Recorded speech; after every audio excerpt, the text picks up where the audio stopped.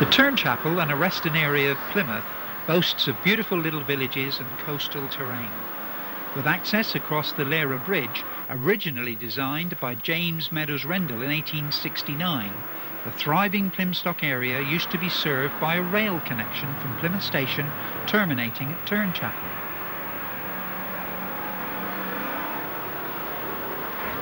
But before the railway and the opening of the Lara Bridge, ferries ran across from Oreston and Turnchapel to Cat Down, a means to cross the water from the outskirts of Plymouth to its centre. The earliest historical references of passenger ferries dates back to 1274, when John Beaupre navigated a vessel from Boo Lake to Sutton Harbour. The charge, one halfpenny for a man or a horse. In May of 1869, with the opening of the new Lara Bridge, a new steamboat service to Plymouth opened from Oreston to the Plymouth Barbican.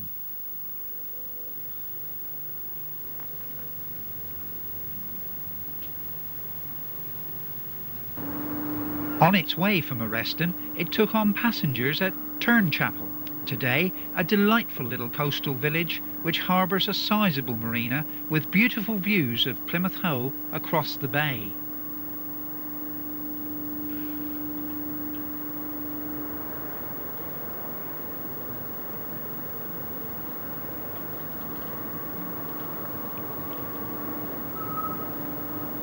But it was from Oreston that journeys on the ferry often began, with services on the hour back in the 1930s.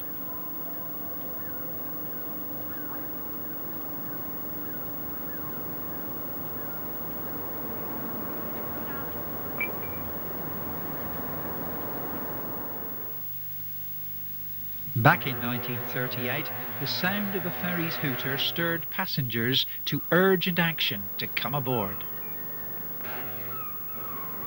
The story of the Oreston and Turnchapel ferry certainly stirs the imagination. For instance, as a result of sometimes quite heated competition, rival crews would entice the opposition's customers across the pier. But this corporate rivalry ended when the Oreston Steamboat Company and the Turnchapel Steamboat Company amalgamated forces in December of 1871, and thus was born what was affectionately known as the Red Funnel Line. The popularity of this service appeared to heighten in the 1920s, when it was not unusual for queues to extend from the pier in Turnchapel all the way back to Fort Stamford, about a half a mile away. In 1871, the steamboat captain could earn the staggering sum of 23 shillings per week, with engine drivers 21 shillings and cabin boys 3. The passenger fare was 2p plus 1p for each basket you took aboard, empty or full. Passenger rules and regulations were commensurate with an age gone by. For instance, the conduct of passengers was strictly controlled. Smoking and improper conduct or language not allowed. The practice of smoking in the cabins of the steamboats be not allowed, as also the using of indecent or improper conduct or language in any part of the steamboats, and that the manager be empowered to carry the same into effect. Resolved that no more whistling be allowed on Sundays than's really necessary, to avert danger, or to guide passengers when steamboats are at gutter.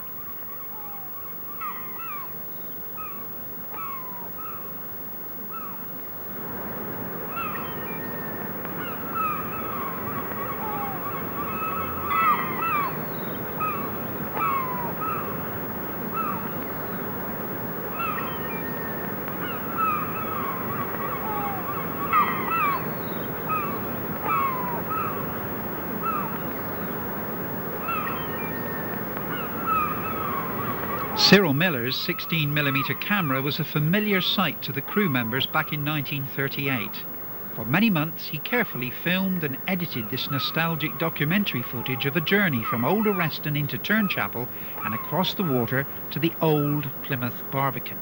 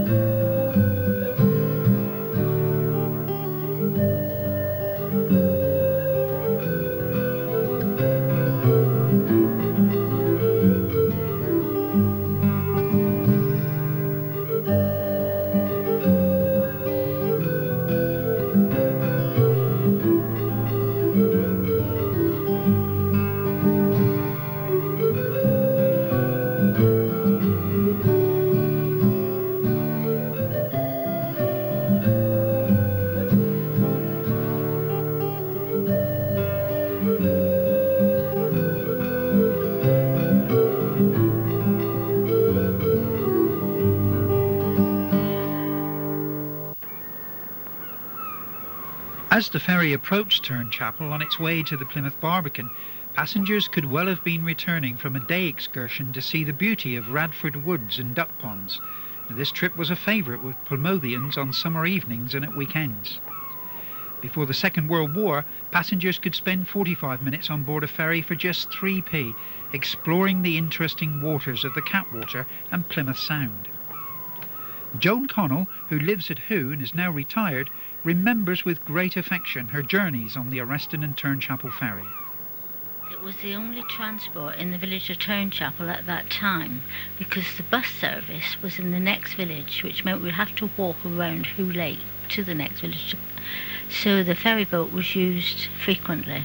So I had to use it to get to work mornings and also on my return from work to home. I must have been a child when my mother used to take me into the Plymouth Centre. We used to catch the ferry boats mostly on a Saturday. But from the age of 15, when I had left school, I used it every day of the week, even weekends when we wanted to go over to Plymouth. It was a very busy service because we had the RAF Mountbatten Air Force Camp, and also during the summer months it was extremely busy. I can remember the queues from the pay box to the top of the steps with people coming over for the beaches. Looking back, I can admire the skill of the skipper and the rest of the crew, how they used to handle that ferry boat, because very stormy weather, many a time the hook used to miss the anchor for the moorings, and they would have to go out a little further to get the boat in alongside. Well, there were 3 boats, the Rapid, Swift and the Queen. And at least 2 of those 3 used to be constantly running, I think every 25 minutes.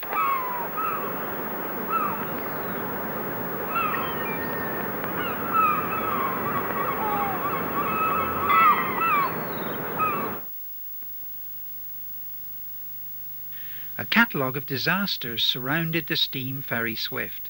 Built in 1877 and purchased for £165, she was originally named Lily. In August of 1892 she was badly burned and again suffered ordeal by fire in 1902. In 1910 2 blades of her propeller broke off. In 1941 extensive damage to her hull ensued as a result of an incendiary bomb. She was repaired and again hit and sank at Hoo Lake. In 1945 she suffered a series of accidents resulting in all manner of structural damage. In 1950 a collision with a tug was followed by a further series of accidents in that year.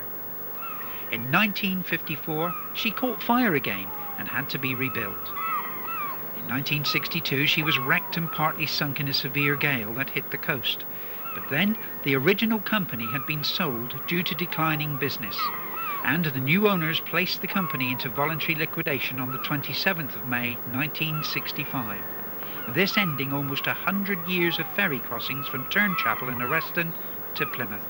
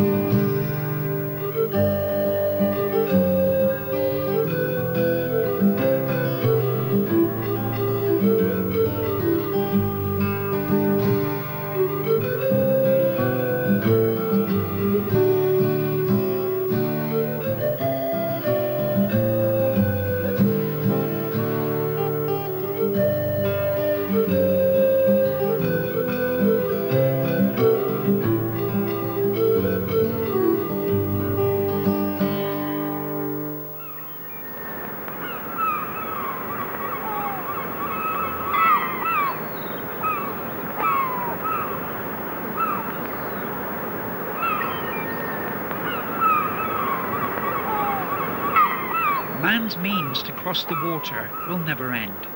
But the old ferries of yesterday will always inspire memory and imagination, particularly in the people of the coastal town of Plymouth.